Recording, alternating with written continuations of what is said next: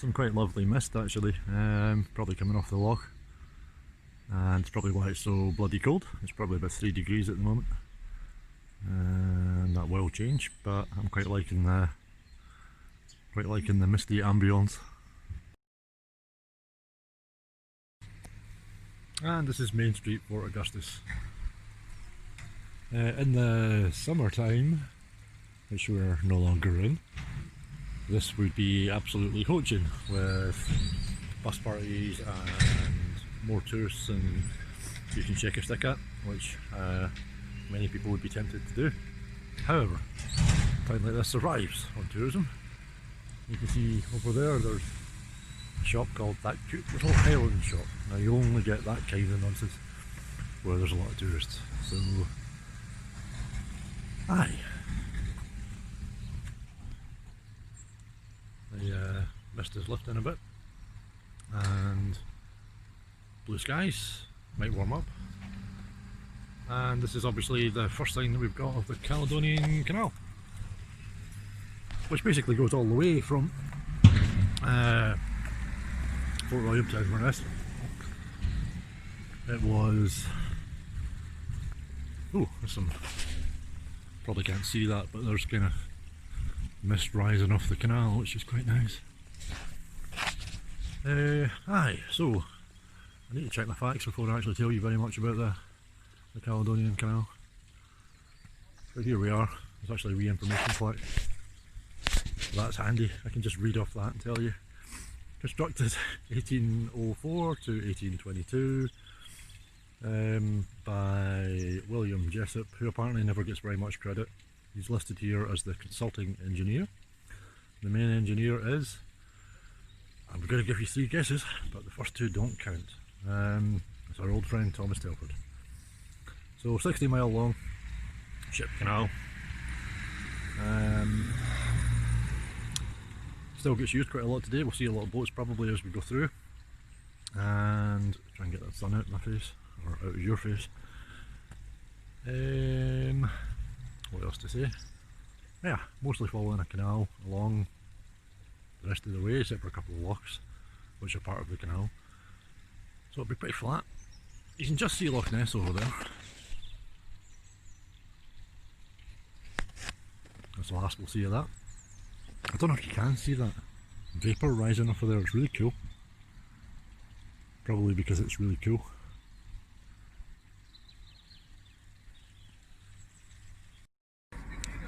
I don't think I've ever seen a boat traffic jam before. That's 5 of them. Maybe a 6th coming, all waiting for that loch to open so they can drop down. Then they've got a couple of more lochs to go, and then they're in Loch Ness. Which gives them about, 20 odd miles of freedom. But yeah, I'm really digging this water vapour thing.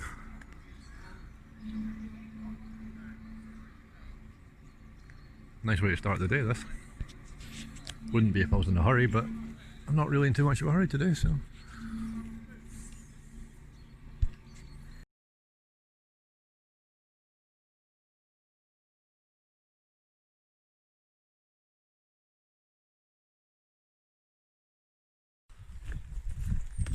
And we're just wandering along the canal, which we'll be doing a lot of for the rest of this trip.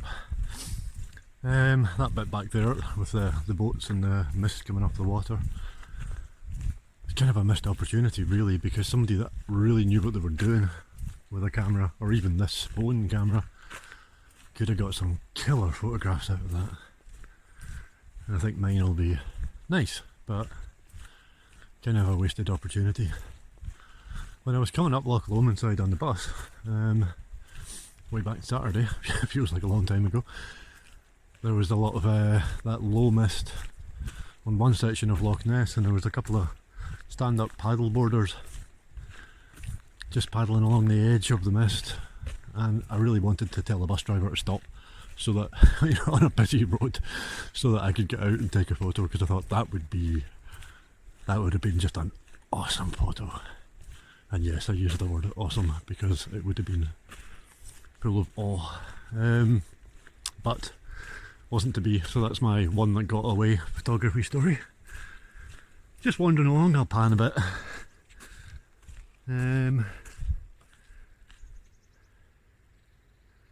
It's a lovely morning, it's kind of crisp, which is a euphemism for bloody freezing. But I wouldn't change that, you know. I would rather have this than warm rain.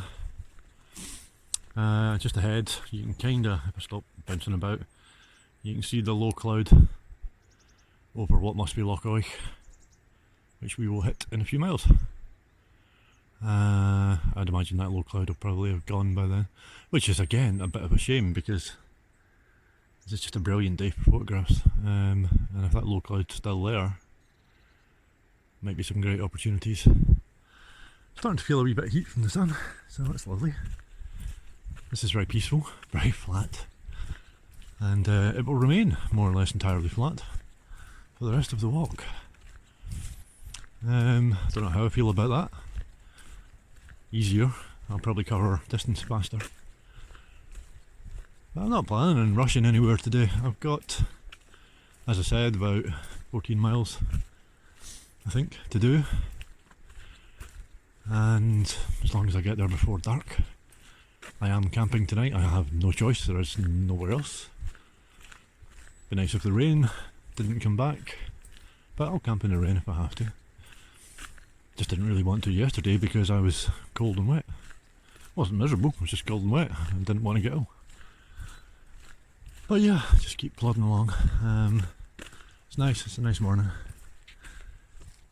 Stuff to look at. I'll take that. Good start to the day. I probably keep banging on about how amazing this mist coming off the canal is. But I know that when I watch this footage back, it's not going to look like very much. But it's pretty amazing from being here. It's like that sort of mystical, magical effect that Hollywood usually tries so hard to do with smoke machines, and ends up with an effect that looks a bit like smoke machines. And this is the natural equivalent of it. But yeah, I know it's not going to come across properly in camera. I can't really even say, you need to go and see it for yourself, because, you know, you could probably be here for 3 weeks and not see this. So, just lucky, I guess. I haven't gone very far today because I keep stopping to take video.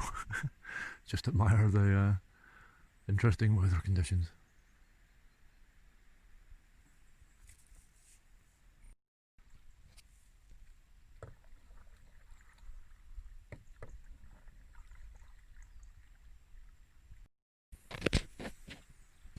Hello again, and this is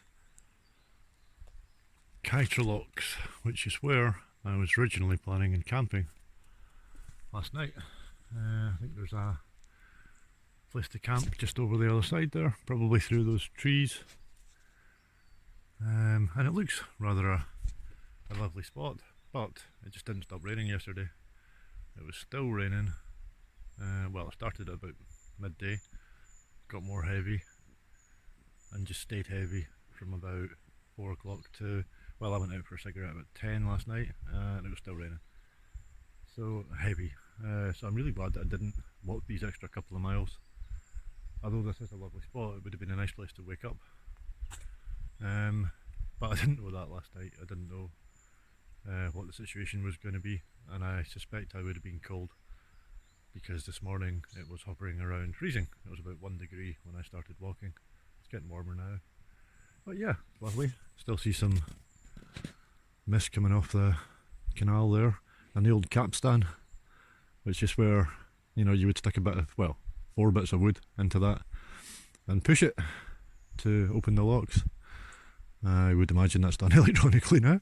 I think there is actually one swing bridge that's still done by hand. I'll try and point that out when we get to it. But yeah, let's have a look around. Sun is shining, the birds are singing, it is warm, well, warmer than it was. Plenty warm enough if you're walking. And this is Kytra, and it's lovely. Down here, opens up a bit. It's a bit early for us to be in Loch. We've still got a few miles I think until there, even though it looks like it's opening up. But more as we go. It's a lovely morning for a walk.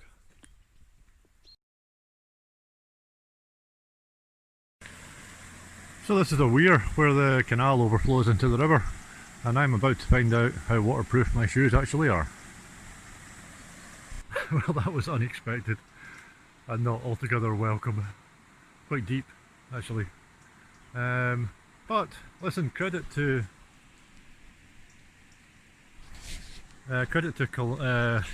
wrong way. Credit to Columbia for these shoes, which I think are called Columbia SH/FT Outer Dry or something along those lines. I guess it's supposed to look like Shift SH/FT. I don't know. It kind of looked a bit like shit on the label. So I basically got my Columbia shit shoes and my my jobby camera tripod. It's all very scatological, the gear for this trip. But yeah, despite the fact that that did rather splash up onto my ankles, my feet still feel dry. So these shoes are indeed as waterproof as they're supposed to be, which is good. I was thinking halfway across, now this would have been the time to have a pair of boots. But my feet, they don't feel wet, so that's good. I hope there's not more of those though. But nice view. Oh, you're not going to see it because it's bouncing about. Like I said, I'm going to get a new piece of kit so it doesn't do this, and so I get better sound quality for the next trip. But it's working with what we've got at the moment. The sun feels nice. Hopefully my shoes will dry out as I go.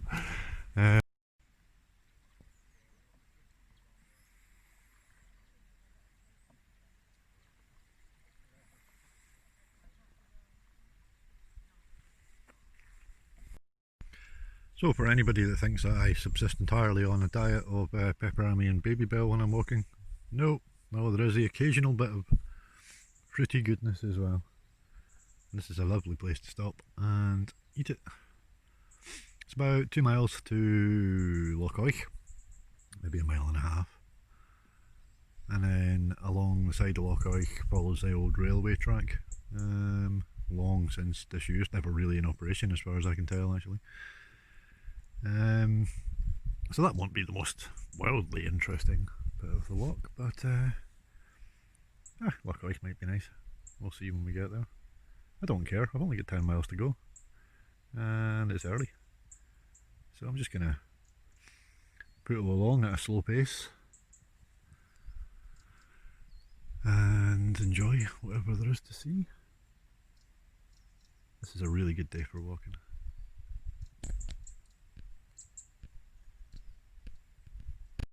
And there's another weir over there for the canal to drain. That one doesn't really seem to be being used.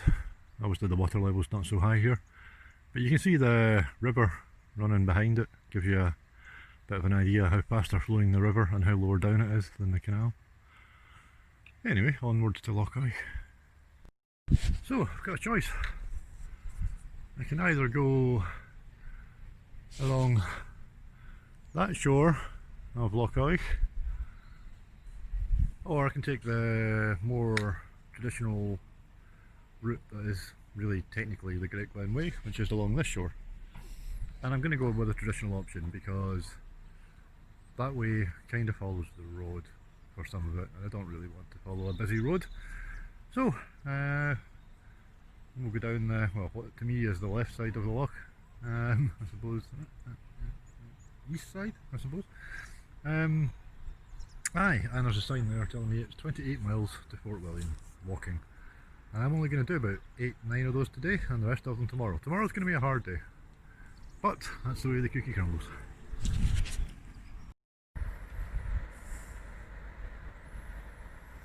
So you can see there where the river comes out of the loch to make its own way alongside.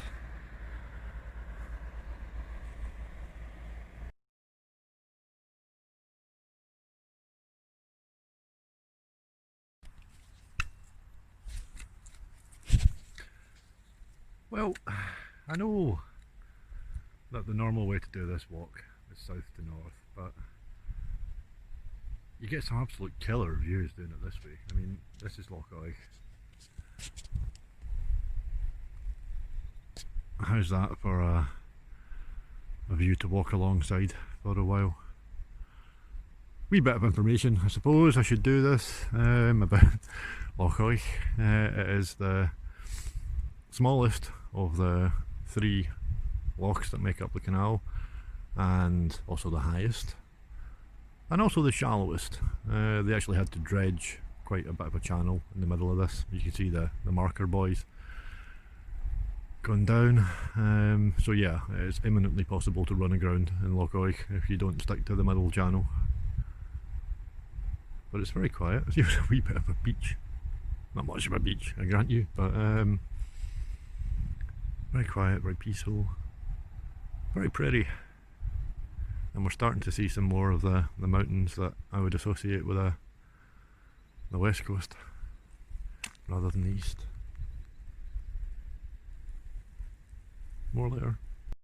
And this is the first sign of the railway that we'll be following for the next little while. You can kind of see it's straight heading into the distance there, over a nice wee river here, and we're on a railway bridge, or an old railway bridge. Hasn't been used as a railway bridge for, oh, don't know, 60, 70 years, something, maybe a bit more. And it's just going to be following this path for, I think, all of Loch.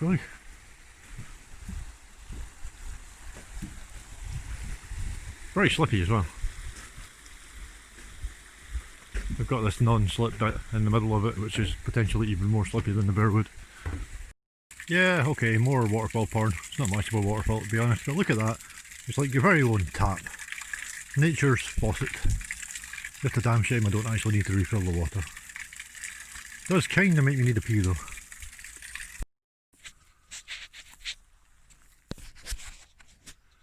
So, oh no, I did it again. Let's stop that. The road, or the railway that I'm on, apparently was actually a military road before it was a railway. So it would have been built in the 18th century to enable the army to basically pacify the Highlands. And then shortly thereafter it would be used by the Jacobites to move their own troops around quickly. So a bit of a double-edged sword, or double-edged bayonet, depending I suppose on which side you were on.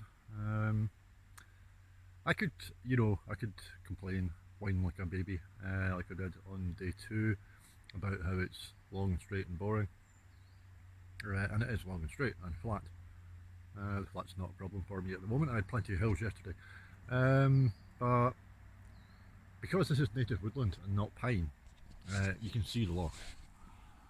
There's nice views all the way along. Saw a couple of more canoeists paddling up there just a couple of minutes ago as well. So, you know, it's really not as dull, and it should make quite a good time down a flat straight stretch of Loch.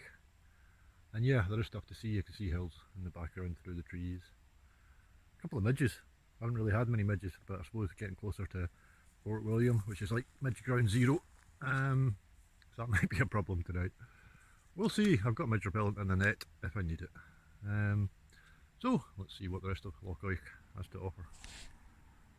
This is a nice wee wild camping spot just by the side of Loch. It's probably about halfway down the loch. I'm not sure. I'll check that in a minute. I'm gonna avail myself of that bench in the sun and warm up a bit because I've been in the shade for a while and it's not warm. But yeah, nice campsite down there. Well, wild campsite. There's composting toilets here, so no water source there as far as I can tell, but there is a nice waterfall just there, so no problems there. A couple of fire pits down here with logs around them to sit on, which is nice. And up over this.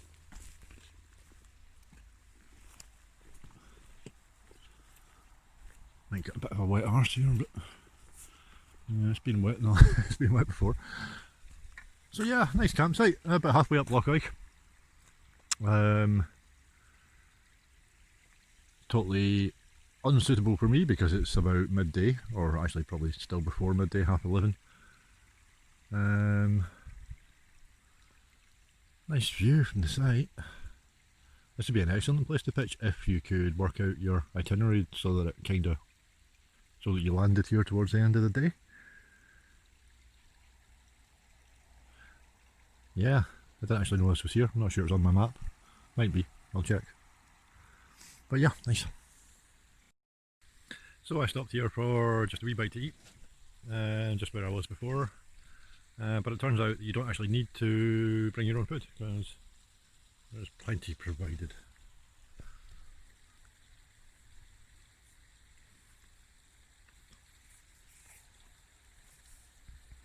Wee bit of vitamin C. Couple of miles left of Loch. Let's go. I've seen quite a few of these flowers along the way. I don't really know what they are. I'm hoping somebody might be able to tell me. Quite pretty. And also a red squirrel.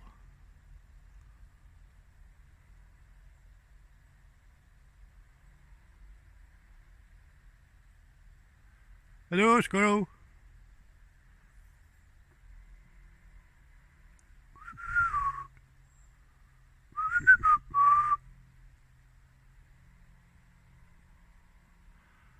Well, it seems quite content just sitting there. Oh, there we go.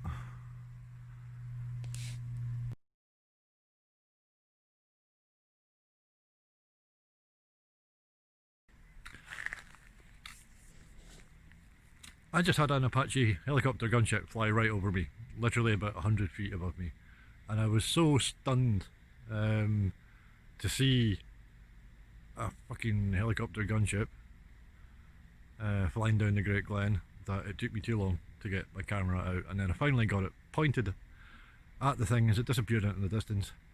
Started doing a wee bit of talking and then realised that the video wasn't turned on. So, I've seen an Apache helicopter gunship flying just over my head. Sadly, you're not going to see this because I was too slow getting the camera out. I'm still somewhat puzzled about what the buggering fuck it was doing here. But, you know, those black helicopters that the American Tinfoil Hat Brigade talk about.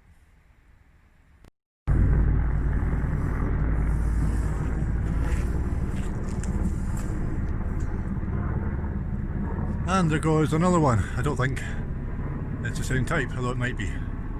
Much, much higher that time. I'm glad I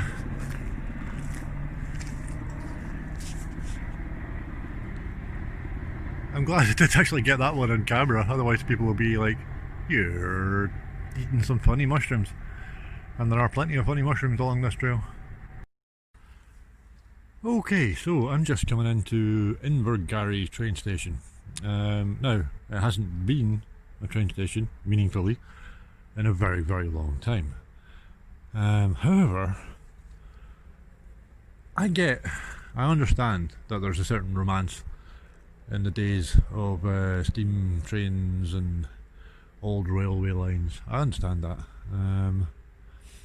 But I'm just getting there at the moment, so I haven't seen any information boards or any blurb or anything like that. But as I understand it, they're basically remaking the train station to be a bit like how it used to be when this was an operational train line, including laying more track, as you know we're looking at here, a few hundred yards of it anyway. And I can't help but wonder why. It seems like an awful lot of work. There's never going to be a train on, you know, on these lines, or if there is, it'll only ever be gone for a few hundred yards. I just don't get it. If you wanted to see a period station from that time, then there's plenty. There's plenty you could pick. Crianlarich springs to mind. Crianlarich, by the way, is probably around about number 10 on the list of Scottish place names. So I'm going to walk through Invergarry train station and I'll see if there's any information, and maybe at the end of it I'll have a better understanding of why. Just because you can? Because if it's that, then there's better things you could do. But let's have a look. And I've just left Invergarry railway station, where there's a wee visitor hut, which is shut, presumably because of COVID, and an information board, which doesn't really answer my questions. I mean, genuinely, it's like someone's decided to build a train set, which is fine, everyone needs a hobby, but they've done it on a one-to-one scale with very little track. I'm baffled. I'm just slightly stunned by why somebody would spend the time and considerable outlay of money to do something so utterly pointless.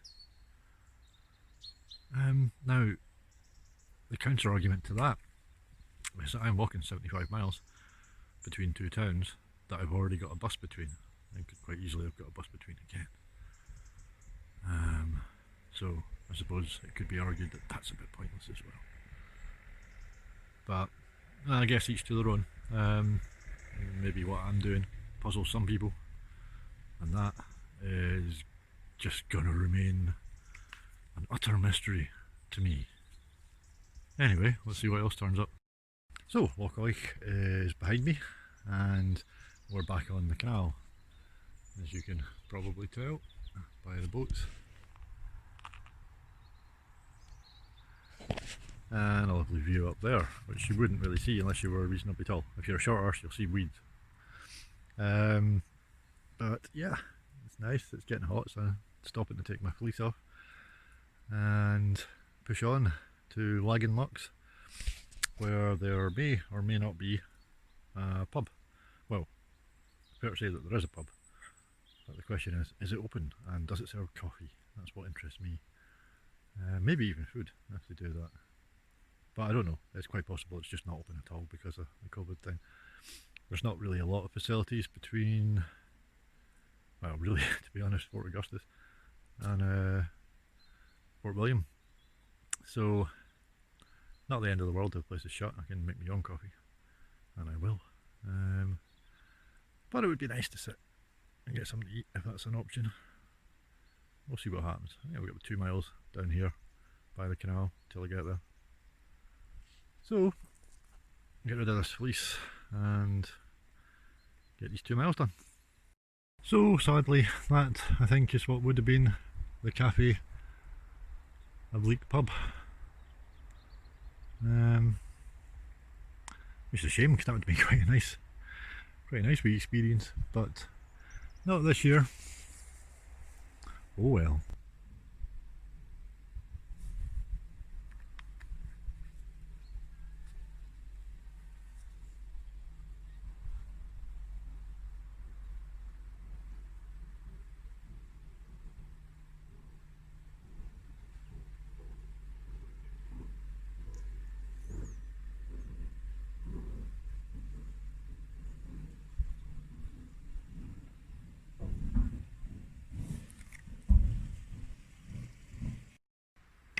Just down by the side of the loch there, you can see some old stonework kind of vanishing into the water. I'm not sure what that would have been, but apparently when they were doing the work in the canal, the whole water level here raised. So that probably submerged whatever that is, which is, you know, unfortunate for whoever owned it. But over here, can't really see it, but somewhere in those trees is the ancestral burial ground of the MacDonald family, and their original ancestral burial ground is now underwater. So burial at sea, well, burial at loch, whether you want it or not. They have apparently built a new one when the canal was getting done, and it has a memorial to the clan MacDonald. Now I'm thinking about it, and I've met many MacDonalds in my life, and quite a few O'Donnells, but never have I met a MacDonald.